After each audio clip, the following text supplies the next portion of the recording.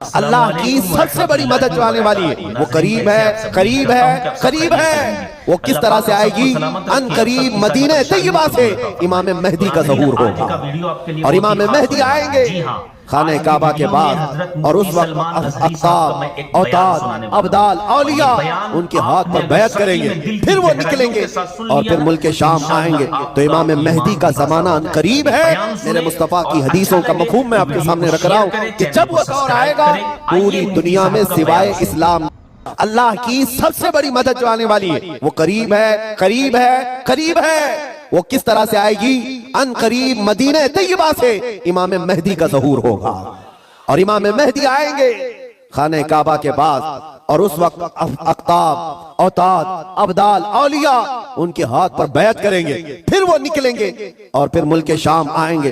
तो इमाम मेहदी का जमाना करीब है। मेरे मुस्तफा की हदीसों का मफहूम मैं आपके सामने रख रहा हूं कि जब वो दौर आएगा पूरी दुनिया में सिवाय इस्लाम के कुछ नहीं होगा। आपने अभी शायर से सुना, इस्लाम था, इस्लाम है, इस्लाम हाँ सिर्फ तुम्हारे गांव में नहीं रहेगा, इंशाअल्लाह अमेरिका में भी रहेगा, यूरोप में भी रहेगा, अफ्रीका में भी रहेगा, और जितने चीखते चिल्लाते उनकी गर्दन पे भी रहेगा। हाँ याद रखो, इस्लाम था, इस्लाम है, इस्लाम है। इसीलिए मैंने चंद सालों पहले कहा था, कुछ लोगों को तीखी लगती है बात, कड़वी लगती है कि मस्जिद तोड़कर अपना माबद बनाना है, मस्जिद को खत्म कर दिया, शहीद कर दिया। भाई हुकूमत तुम्हारे पास, ताकत तुम्हारे पास, कोर्ट तुम्हारे पास, वकील तुम्हारे पास, बना लो, बड़े जोर शोर से सब बना लो। हमसे एक इंटरव्यू वाले ने पूछा आप इस पर क्या कहते हैं? हमने सिर्फ इतना ही कहा कि बनाने के लिए कहो लेकिन थोड़ा किबला देखकर बना लेना। अच्छा है भाई, किबला देखकर बना लेना। ये क्यों कहा? क्योंकि हमें पता है मेरे मुस्तफा ने फरमाया एक दौर आएगा जब हर दीवार से आवाज आएगी अल्लाहु अकबर।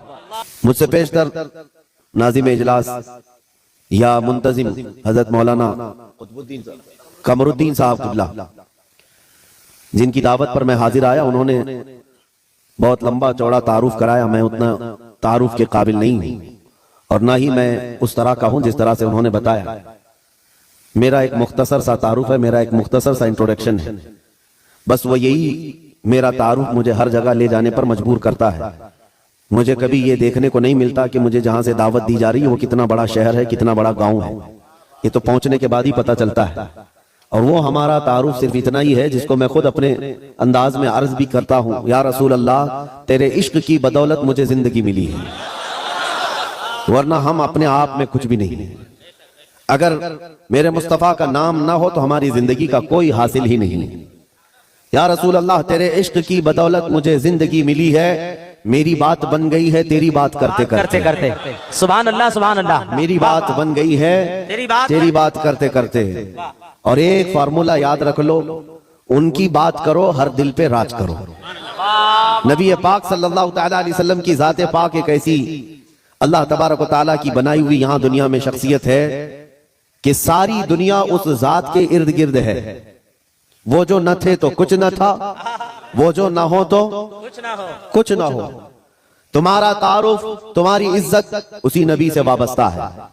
हत्ता के लोग मशहूर होने के लिए आज हुजूर पाक सल्लल्लाहु तआला अलैहि वसल्लम की गुस्ताखियां भी कर रहे हैं, और उनका मकसद सिर्फ और सिर्फ अपनी कौम में हीरो बनना आज एक फैशन बन चुका है। दुश्मनाने इस्लाम के दरमियान बड़ी बड़ी कंट्रीज में भी देखने को मिल रहा है। जिसको बड़ा नेता बनना है वो हुजूर पर भोंकता है, इस्लाम के खिलाफ, कुरान के खिलाफ।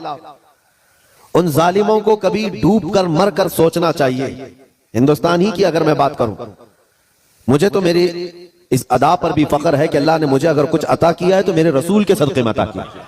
किसी दूसरे पे भोंक कर तो मशहूर नहीं हुआ, तुम्हारी किसी किताब पे बोल के तो नहीं आया, ना तुम्हारे धर्म पे बोलकर आया, ना तुम्हारे किसी गुरु घंटाल को बोल के आया। मुझे मेरे मुस्तफा की इज्जत से अल्लाह ने इज्जत दी, और उन्हें यह सोचना चाहिए तुम्हारे पास रखा कुछ है ही नहीं जिसको बोलकर तुम दुनिया में पॉपुलर बन सकते। तुम्हें पॉपुलर बनने के लिए भी मेरे नबी का वास्ता लेना पड़ रहा है। क्या कहना है, वाह वाह। बदनामी से भी नाम चाहते हो दुनिया में, अगर कुछ नाम करना है बदनामी के जरिए से, तब भी मेरे नबी के नाम पर भोंकते हो। आज ऐरा गैरा नत्तू कहरा जैसा भी हो, इस्लाम के बारे में कुछ कह दे तो उसको चंद लोग हीरो बनाते हैं, और उस पागल को ये नहीं मालूम कि ये 4 ही दिन का हीरो होता है। जो ये खिलाफ भौंकता है हुजूर की शान में या इस्लाम के खिलाफ, उसे एहसास नहीं होता कि वो उसकी मिसाल ऐसी है जैसे बैलगाड़ी के नीचे जो कुत्ता चल रहा होता है। उसे कुत्ते को ऐसा लगता है कि पूरी बैलगाड़ी मैं चला रहा हूं। थोड़ी देर के बाद बैलगाड़ी निकल जाती है, तब उसे पता चलता है कि कोई बैल चला रहे थे। तो ये इन लोगों की मिसाल ऐसी कि उन्हें ऐसा लगता है कि अब सारी दुनिया मेरी है। हमने अपनी आंखों से देखा, और आपको भी मैं बताता हूं, रिसेंटली हमारे इसी देश में उन कुत्तों का हशर अभी क्या चल रहा है वो भी आपको पता है। जिन्होंने इस्लाम, कुरान और मेरे आका की जात को निशाना बनाया, खूब भोगते रहे, आज वो किसी पेपर के कोने में भी नजर नहीं आते। दूसरों की बात तो छोड़ो, दूर दराज तो छोड़ो, अपनी कौम में ही नहीं पूछे जाते। वो राफजी कुत्ता जो अपना दीन बदल कर निकला था, इस्लाम भी बदल लिया, नाम भी बदल लिया, धोती पहन करके निकल कर चंद महीने उनका फुजला खाता रहा, उसके बाद वहां से भी किक मार करके निकाल दिया गया। और उसके बाद आज हालत क्या है। इसीलिए मेरे अजीजों याद रखो, दुनिया की चंद चकाचौंध को हासिल करने के लिए इन्होंने मेरे नबी को निशाना बनाया। लेकिन एक बात मैं बताऊं, आज से 1400 साल पहले नबी पाक सल्लल्लाहु अलैहि वसल्लम की शान में हस्सान बिन साबित ने कहा था, या रसूल अल्लाह, आपसे ज्यादा हसीन मेरी आंखों ने देखा, सुभान अल्लाह, सुभान अल्लाह, आपसे ज्यादा खूबसूरत किसी माँ ने जना नहीं। उन्होंने हुजूर की तारीफ की थी, अल्लाह ताला ने उनका नाम आज तक जिंदा रखा है। सुभान अल्लाह, हुजूर की शान में तारीफ करने वाले। बाकी जो भोंकने वाले थे उनके तो नाम भी याद नहीं लोगों को। जो इस्लाम के खिलाफ दसीसाकारियां करते हुए अपनी जिंदगियां तबाह कर गए।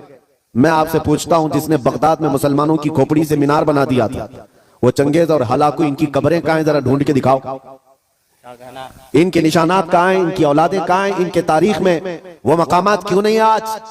लेकिन आज हिंदुस्तान ही नहीं, दुनिया इस्लाम के जिस खित्ते में भी जाओ, हुजूर पाक सल्लल्लाहु ताला अलैहि वसल्लम के इश्क में बोलने वाला इमाम अहमद रजा हर जगह बोला जाता है। वाह वाह वाह वाह वाह वाह। इमाम अहमद रजा का चर्चा हर जगह होता है। क्यों होता है? इसलिए कि उस आला हजरत ने अपनी जिंदगी हुजूर के इश्क में फना कर दिया था। इसीलिए उन्होंने कहा था, या रसूल अल्लाह, कि जान की इक्सीर है उल्फत रसूलुल्लाह की, खाक होकर इश्क में आराम से सोना मिला। जान की इक्सीर है उल्फत रसूलुल्लाह की। एक पॉइंट समझ करके चलो मेरे अजीजों, मैं आपको यही देना चाहता हूं, आज के हालात घबराने की जरूरत नहीं, बहुत तेजी से अभी बदलेंगे। इम्तिहानात आएंगे अभी तुम्हारे यहाँ, बहुत तेज आंधियां आने वाली हैं ये अगले चंद सालों में। आंधियों से मुराद सिर्फ यही हवाओं की आंधियां मत समझो, कुफ्र और शिर्क की आंधियां, जुल्म और सितम की आंधियां, और दिन दहाड़े जो मुसलमानों का कत्लेआम है ये बढ़ता जाएगा। मैं हदीस की रोशनी में बता रहा हूं, हदीस की रोशनी में बता रहा हूं, बढ़ता जाएगा। तुम्हारा इम्तिहान है। अभी तो खाली चिट्ठी दिखा करके लोगों को लुभाने वाले बाबा आए हुए कि तुमने क्या खाया, तुम घर में क्या करके आए, चिट्ठी दिखा देंगे। अभी तो दज्जाल को आना बाकी है। दज्जाल आएगा, वो तो तुम्हें बारिश बरसा कर दिखाएगा, मरे हुए आदमी को जिंदा करके दिखाएगा। इतने बड़े इम्तिहानात होना बाकी है। उस जमाने में तुम्हारा क्या होगा? तुम किस तरह से जिंदगी गुजारोगे? एक इलाज में बताऊं, हर जमाना चाहे जैसी भी सख्तियों वाला आए, कल को अगर फसादात भड़का दिए जाएं, तुम्हारे सामने तुम्हारे बच्चे ज़बा कर दिए जाएं, तुम्हारे सामने तुम्हारी औरतों के दुपट्टे छीन लिए जाएंगे, कुरान पाक को जलाने की कोशिशें होंगी, मस्जिदों के मीनार और गुंबद खत्म कर दिए जाएंगे, ये सारे हालात बढ़ते जाएंगे। तो क्या तुम इन तूफानों से घबरा कर ये फैसला कर लोगे कि जब तक मैं इस दीन में रहूंगा रोजाना एक मुसीबत को झेलना पड़ेगा, अच्छा है इनकी ही जय जय करूं जैसे कुछ चले गए? तो मेरे अजीजों, अगर तुम्हारा कदम जरा बराबर डगमगा गया तो फिर आज ही से तय कर लो कि तुम ईमान में आए नहीं थे, मुनाफिकत में थे, निफाक था। जिसका ईमान है वो उन आंधियों में एक ही सहारे के साथ जिंदा रहेगा। एक ही सहारा, छोड़ो, कोई कायद नहीं मिलने वाला है, मुश्किल है। रहनुमा, कायद, जमात, पार्टी, निगरान, सिपह सालार, ये सब एक तरफ रखो। उन हालात में तुम हर तरफ देखते रहोगे जिसको आला हजरत ने फरमाया है, साथी साथी कह के पुकारो, साथी हो तो जवाब आए, फिर झुंझलाकर सर दे पटखो, चल रहे मौला वाली है। हालात ऐसे आएंगे कि तुम साथी साथी कहकर पुकारते रहो, मदद के लिए कोई नहीं आने वाला है। उस जमाने में एक ही सहारा होगा। फरमाया बुजुर्गों ने कि जिसके सीने में मेरे मुस्तफा की मोहब्बत होगी, उन आंधियों से वो टकरा करके भी साबित कदम रहेगा। वो साबित कदम रहेगा, हर आने वाली आंधी का रुख मोड़ देगा। कत्ल बहुत सारे हो जाएंगे, इम्तिहानात बहुत सारे हो जाएंगे, लेकिन नबी पाक सल्लल्लाहु तआला अलैहि वसल्लम का सच्चा शहदाई और सच्चा वफादार उन आंधियों को फेस करेगा, मुकाबला करेगा और अल्लाह की मदद आएगी। अल्लाह की मदद आएगी। अल्लाह की जो सबसे बड़ी मदद आनी है, इंतजार है सबको। हालात बदलने चाहिए। सुनो, एक बशारत में देता हूं। ये शेर यूं ही मैं नहीं सुनाता। कुछ देर की खामोशी है फिर शोर आएगा, कुछ देर की खामोशी है फिर शोर आएगा। आज कुत्तों का वक्त है, कल हमारा दौर आए। ये यूं ही नहीं कहता, यूं ही नहीं कहता। अल्लाह की सबसे बड़ी मदद जो आने वाली है वो करीब है, करीब है, करीब है। वो किस तरह से आएगी? अन करीब मदीना तैयबा से इमाम मेहदी का ज़हूर होगा और इमाम मेहदी आएंगे खाने काबा के पास, और उस वक्त अख्ताब, औताद, अब्दाल, औलिया उनके हाथ पर बैत करेंगे। फिर वो निकलेंगे और फिर मुल्क शाम आएंगे। तो इमाम मेहदी का जमाना करीब है। मेरे मुस्तफा की हदीसों का मफहूम मैं आपके सामने रख रहा हूं कि जब वो दौर आएगा पूरी दुनिया में सिवाय इस्लाम के कुछ नहीं होगा। आपने अभी शायर से सुना, इस्लाम था, इस्लाम है, इस्लाम हाँ सिर्फ तुम्हारे गांव में नहीं रहेगा, इंशाल्लाह अमेरिका में भी रहेगा, यूरोप में भी रहेगा, अफ्रीका में भी रहेगा, और जितने चीखते चिल्लाते उनकी गर्दन पे भी रहेगा। हाँ याद रखो, इस्लाम था, इस्लाम है, इस्लाम है। इसीलिए मैंने चंद सालों पहले कहा था, कुछ लोगों को तीखी लगती है बात, कड़वी लगती है, कि मस्जिद तोड़कर अपना माबद बनाना है। मस्जिद को खत्म कर दिया, शहीद कर दिया। भाई हुकूमत तुम्हारे पास, ताकत तुम्हारे पास, कोर्ट तुम्हारे पास, वकील तुम्हारे पास, बना लो, बड़े जोर शोर से सब बना लो। हमसे एक इंटरव्यू वाले ने पूछा आप इस पर क्या कहते हैं? हमने सिर्फ इतना ही कहा कि बनाने के लिए कहो, लेकिन थोड़ा किबला देखकर बना लेना। अच्छा है भाई, किबला देखकर बना लेना। ये क्यों कहा? क्योंकि हमें पता है, मेरे मुस्तफा ने फरमाया एक दौर आएगा जब हर दीवार से आवाज आएगी अल्लाहु अकबर, हर जगह से अल्लाहु अकबर की आवाज गूंजेगी। मेरे अजीजों, मायूस ना हो। आज के इन हालात से जो नौजवान मायूस होकर सरासीमगी के शिकार हो जाते हैं, मुझे उनसे शिकायत है। आज भी तुम्हारे पास वही जज्बा है, हमें पता है। अगरचे बिखरी हुई ये कौम है, लेकिन बड़ी बड़ी ताकतें तुमसे खौफजदा हैं। डरती क्यों है? गरीब मुसलमान देहात में रहते हैं, कामकाज नहीं है, इनके पास तो जायदादें नहीं, इनके पास नौकरियां नहीं, इनके पास फौज नहीं, लेकिन मीडिया की जीनत तुम ही तो हो। कितने चैनल ऐसे हैं जिनमें हमारा नाम लिए बगैर तो दुकान नहीं चलती। हकीकत है या नहीं? क्यों? हम ही हम हैं। सारी जगह डिबेट में हम ही हम हैं। कुछ बात तो है कि मिटती नहीं हस्ती हमारी। इकबाल ने कहा है कुछ बात तो है कि मिटती नहीं हस्ती हमारी, सदियों रहा है दुश्मन दौरे ज़मा हमारा। लेकिन मेरे अजीजों, वो वक्त आएगा, वो वक्त आएगा जब तुम्हारा इश्क मचलेगा और तुम अमली मैदान में आओगे और नबी पाक सल्लल्लाहु तआला अलैहि वसल्लम का नारा बुलंद होगा। क्योंकि कुरान का वादा है, हुवल्लज़ी अरसल रसूलहु बिल हुदा व दीनिल हक़ लियुज़हिरहु अला दीनि कुल्ली। वो अल्लाह है जिसने अपने रसूल को हक के साथ भेजा है ताकि वो अपना दीन पूरी दुनिया में गालिब फरमाए। दीन पूरी दुनिया में गालिब आएगा। किसी को बुरा लगता है लगे, कुरान ने खुद कहा वलो करिहल काफिरून वलो करिहल मुशरिकून। कुरान ने खुद कहा है मुशरिकों को अगरचे बुरा लगता हो, लेकिन दीन गालिब आएगा। उसके गलबे का वक्त अल्लाह हमें दिखाए। बस हमारी तमन्ना यह है कि आज मगलूबियत का जमाना है, हम मारे जा रहे हैं, पीटे जा रहे हैं। ऐ अल्लाह वो दौर भी दिखा जब इस्लाम का गलबा आ जाए, जब निजाम मुस्तफा हो, हर जगह रसूल करीम सल्लल्लाहु तआला अलैहि वसल्लम की शरीयत तैयबा ताहिरा का दौर वो दौर आएगा। अजीज़ान गिरामी वक़ार, दो चंद बातें मैं अर्ज करता हूं जिनको ऐसा लगता है कि इस जमाने में हमारे साथ अगर कुछ हुआ तो क्या होगा? कुछ नहीं। क्या सहाबा की जानें नहीं गई? क्या हुजूर पाक सल्लल्लाहु तआला अलैहि वसल्लम के खानदान वाले अहले बैत अतहार उनकी जानें नहीं गई? इस दौर में अगर हम जैसों का कुछ होता है तो वो सहाबा के पैर के नाखून के बराबर भी नहीं है। हमारी हैसियत कुछ नहीं है। जब रसूलुल्लाह सल्लल्लाहु तआला अलैहि वसल्लम के सगे चचा सैयद शुहदा अमीर हमजा मैदान उहद में इस हालत में शहीद किए गए थे कि सीना फाड़ करके कलेजा निकाल कर चबाया गया था, आपके जिस्म के टुकड़े हुए थे, तो क्या ये हजरत अमीर हमजा रज़ियल्लाहु तआला अन्हु की शिकस्त और उनकी हार पर कोई लानत करेगा आज? नऊज़ु बिल्लाहि मिन ज़ालिक, हरगिज़ नहीं, बल्कि रहती दुनिया तक उनकी शहादत को सलामी दी जाएगी। क्यों? इसलिए कि कुरान ने कहा है कि शहीद मरते नहीं है, वो अपनी कब्रों में जिंदा होते हैं। अगर अल्लाह तबारक व तआला ने हमारी जिंदगी में लिखा है हम चूंटी से भी मर जाएंगे, और अगर अभी मौत नहीं लिखी है, चूंटी से भी नहीं मरोगे बल्कि मोदी से भी नहीं मरोगे। अगर मौत नहीं है किसी से नहीं मरना है, और अगर मौत लिखी है तो मच्छर से भी मर जाओ। ये तकदीर है जिस पर ईमान जरूरी है। ऐ मुसलमानों, अपने ईमान को संभालो, मजबूती के साथ अगर रहना है तो अपने तशख्खुस के साथ रहो। इस्लाम को छुपा छुपा करके मत रहना। तुम्हारी नमाजें कहां हैं, तुम्हारे अमाल कहां हैं? तुम्हारे चेहरे भी आज बदल गए, तुम खुद चाहते हो कि इस्लाम परदेश बन करके रहे। इस्लाम को जाहिर करो, तुम्हारे चेहरों से भी तो पता चले कि तुम इस्लाम से कितनी मोहब्बत करते हो। तुम्हारे घर की बेटियों की सरों पर इस्लाम तो नजर आना चाहिए।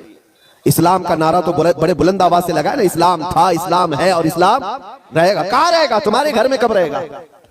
तुम्हारी जिंदगी में कब रहेगा? जब तुम खुद इस्लाम को अपने घर में पसंद करो, अपने बच्चों पर पसंद करो, अपनी औरतों पर पसंद करो, तो फिर देखो मजाल है कोई इस्लाम की तरफ उंगली भी उठाए। दुनिया ये देख रही है कि इनको इस्लाम की तरफ से कोई रगबत बाकी नहीं रह गई है। अल्लाह करीम आप सबको इस्लाम का सच्चा सिपाही बना करके रखे। अजीज़ान गिरामी वक़ात, मेरा मैसेज सिर्फ इतना है कि जीना है तो इश्क़ रसूल में जियो, और मौत आए तो मेरे मुस्तफ़ा के कदमों में मौत आए। इस तमन्ना के साथ जियो, इंशाअल्लाह अज़ीज़ यहां पर कोई बाल बेका ना होगा, और अगर होगा तो हुजूर की मोहब्बत में होगा।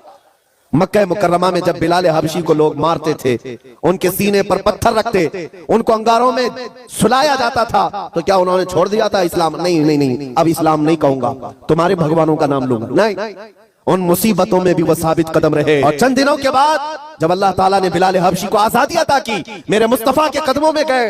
6 साल के बाद मक्का वापस आए।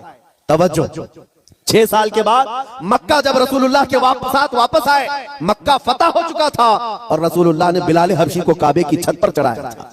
दुनिया देख रही थी चंद सालों पहले यही वो बिलाल है जिनको मक्का की गलियों में रस्सी डाल करके खींचा जाता था पैरों में, और आज यही बिलाल खाने काबा की छत पर है अजान देने के लिए।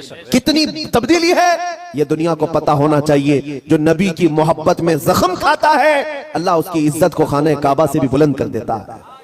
हुजूर की मोहब्बत में जख्म खाया है, हुजूर की वफादारी में साबित कदम रहा है, तो अल्लाह ने काबे की छत पर चढ़ाया है। अजीज़ान गिरामी वक़ार, आज अगर मुसीबतें आती हैं तो आला हजरत का ये शेर याद रख लेना। आला हजरत ने बहुत प्यारे अंदाज में हमें समझाया है, खौफ ना रख रजा जरा, तू तो है अब्दे मुस्तफा।